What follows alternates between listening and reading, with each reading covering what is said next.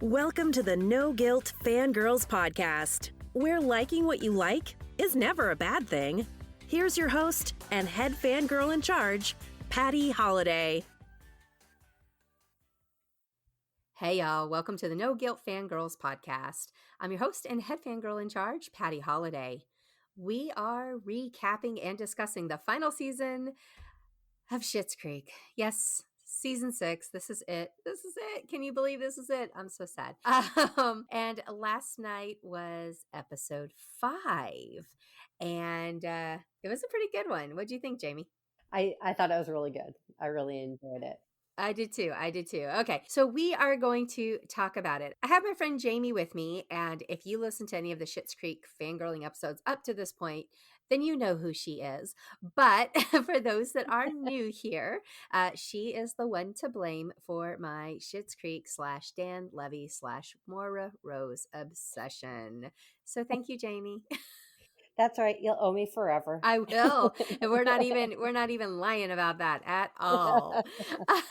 So as you can guess, guys, if you are just tuning in, this is going to be completely spoiler filled. I mean, I have it splashed across the title. It's all over the show notes. But if you've gotten this far and you don't want to hear anything else about Schitt's Creek season 6, then stop. Come back and listen to us another time. If you are looking for ways, if you're like, what is this season 6 Schitt's Creek? I want to get in on this. I do have show notes. In the show notes, there's going to be a blog post for you to go click on, and it teaches you all your options. So if you need to watch season 6 and you're not watching it with us, go ahead and jump over there and check it out, and then come on back so you can hear what we thought of this particular episode. Now, like I said, 100% spoiler episode. You've got your warning. If you need to bop out of here, I get it. My feelings are not hurt, but come back later, okay? All right, let's do this. As always, Jamie, give us a recap of the episode, please. Okay, well, first we opened to a lot of fanfare to learn that we are going to have a Crows premiere. That's right in the town, a premiere. Alexis is pitching it to Moira. Moira's not super excited, but of course, there's tons of laughs coming out of those two. Another big thing that happens is Patrick has to get his wisdom teeth out, and he does not disappoint when it comes to the post-anesthesia humor. So that was really good. Once again, our girl Stevie is kind of still trying to figure out what she wants to do. She's going back and forth, swerving all over the road, and really having some sweet moments with Johnny. At first, I was kind of rolling my eyes at her, but she wrapped it up, and I still love her. So, and again, we ended with the premiere of The Crows Have Eyes 3, The Crowing. And that went just as well as you might imagine it. So yeah, that's a good summary of basically what happened. So first let's talk about Moira and what was going on with her. She at first was very hesitant for this. She kept telling Alexis, no, I don't need a premiere. I don't want a premiere. I don't know if it was because, I don't know, do you think it was because she was nervous about it not being a good movie, and so she didn't want to make a big fanfare for it to turn out that it was a huge flop? And so when she got that review that they read online, that was where her turning point, where her thinking started changing. Is that what you kind of took away from this? Yeah, absolutely. I think that, this is her home now, and she didn't want to be embarrassed in front of her friends and family, in the town that's her home. So she was a little bit not really wanting to do it, because just in case it wasn't good, she didn't want to have that right in front, especially in front of such a small crowd. She had to really make sure that it was getting rave reviews, as she likes to say, first before she agreed to go ahead and do it.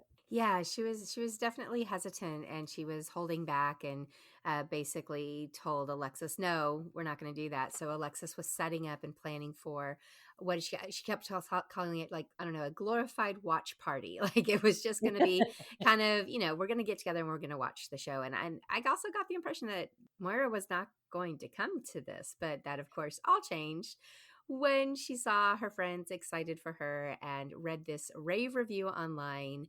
And next thing you know, Moira is pulling out the dress. The dress, The dress. which We thought she so sent it gorgeous. back. Oh my gosh. I was so happy to see that dress again. That was such a lovely, it was so beautiful on her. So Yeah.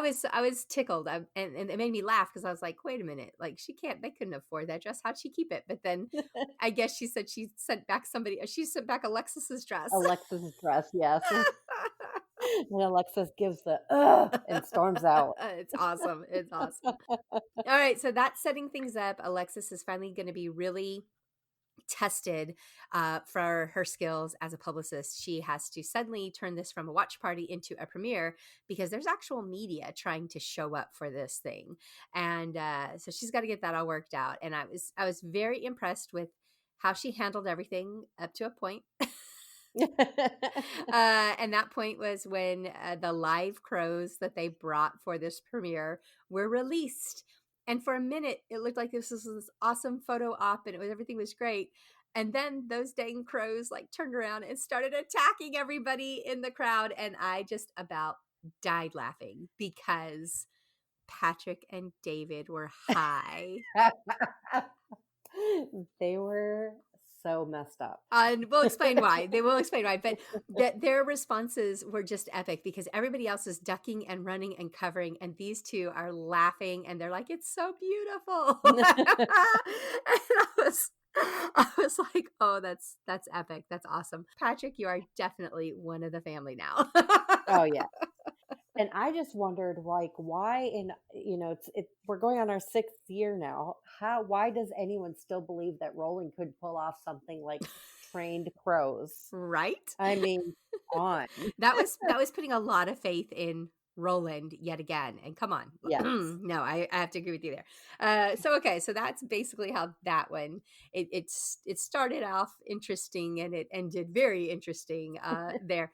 But back to Patrick and the David scenario. So Patrick has to get his wisdom teeth out and they had Stevie drive them and drop them off. And when Patrick gets out of surgery, that's when things get really fun. Oh my gosh. Like they had me cracking up when they were walking in the door and David was talking about how Patrick was screaming wrong directions at their Uber driver. Yes. And next thing you know, Patrick is basically just telling David how beautiful he is, which David, of course, is like, yes, you can keep talking. Tell me more. What else would you like to say about me? But then it took a moment where all of a sudden Patrick is now talking about the baby he wants to have with David. And there starts the tears for me. Mm-hmm. At that moment when he was like, I want to have a baby. I was like, oh, okay, we're done. We are done. We're done. We're done. It was very sweet. But the whole time I kept watching David's face because I don't remember it ever, being discussed in the show at this point. But my assumption, which turned out to be the truth, was that David would absolutely have none of that, would be not interested in being a father or having a baby or anything along those lines. And so I kept watching his face trying to figure out, was he going to cut and run? Was this going to scare him away? What was he going to do? And again, like just the growth in this show, he didn't run. He stayed and took care of Patrick.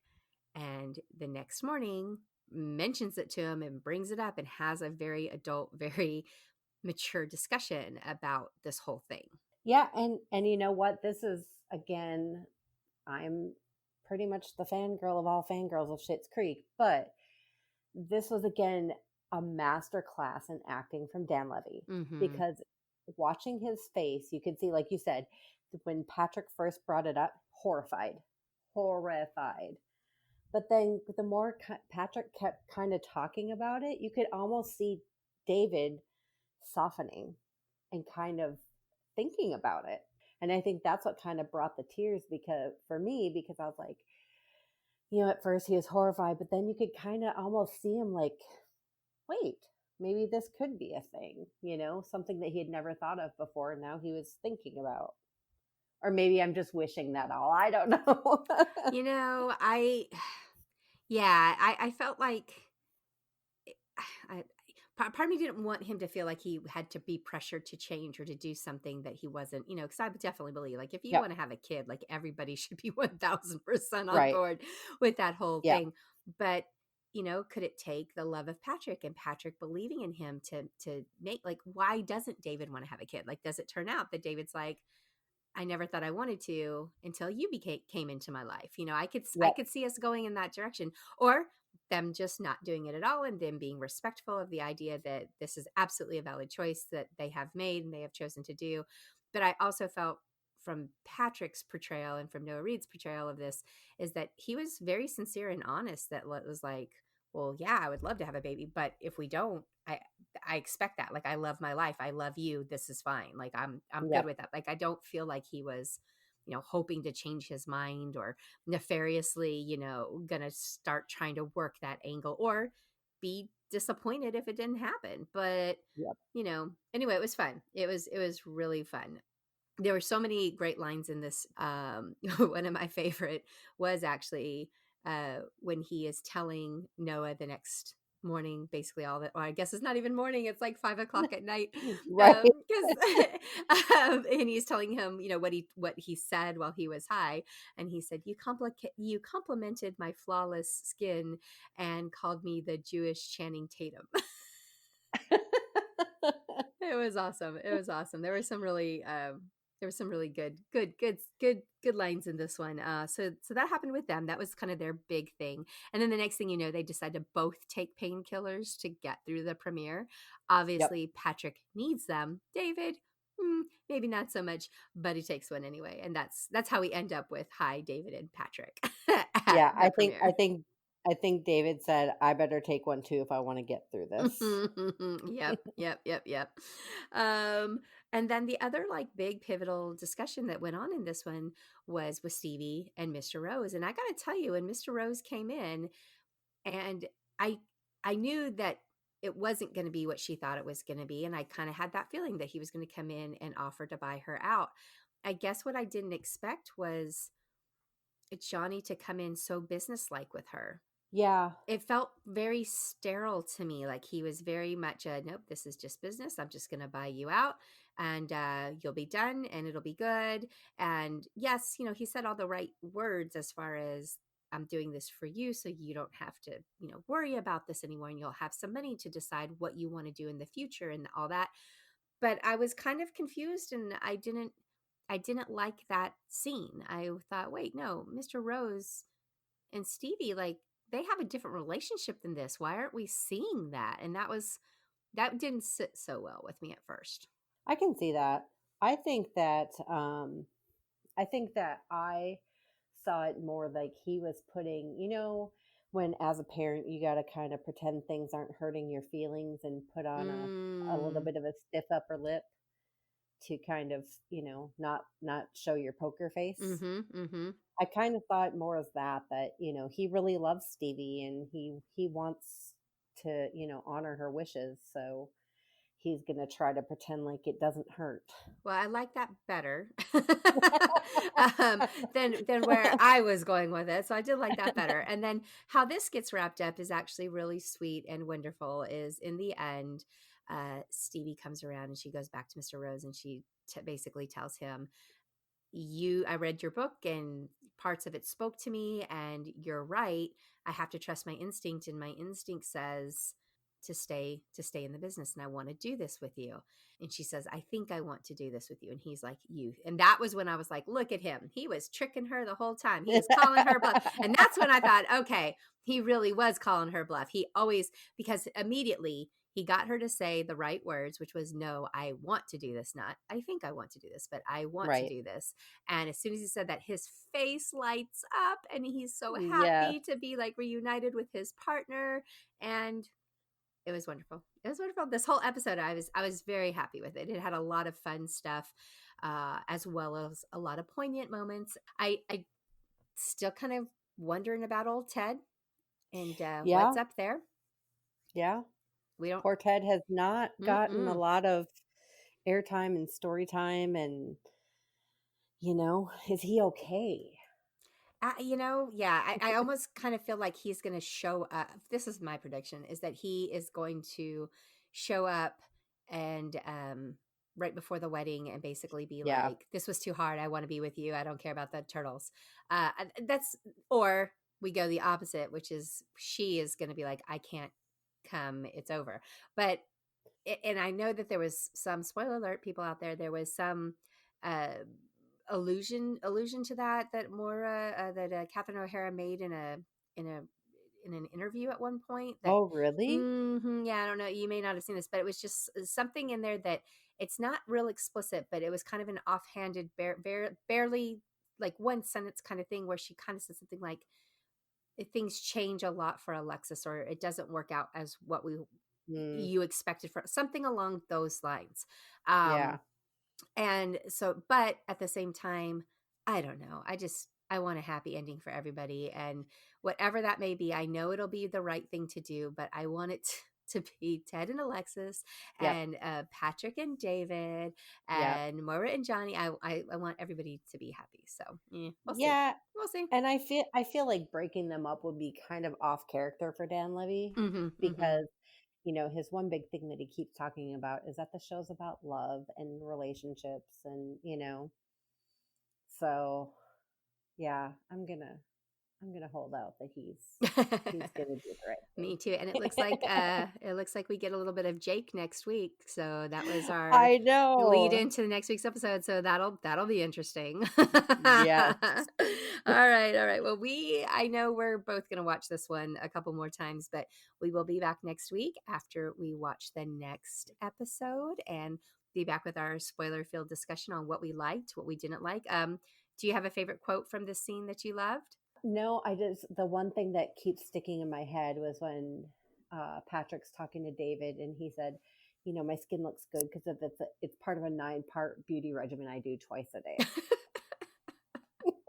David.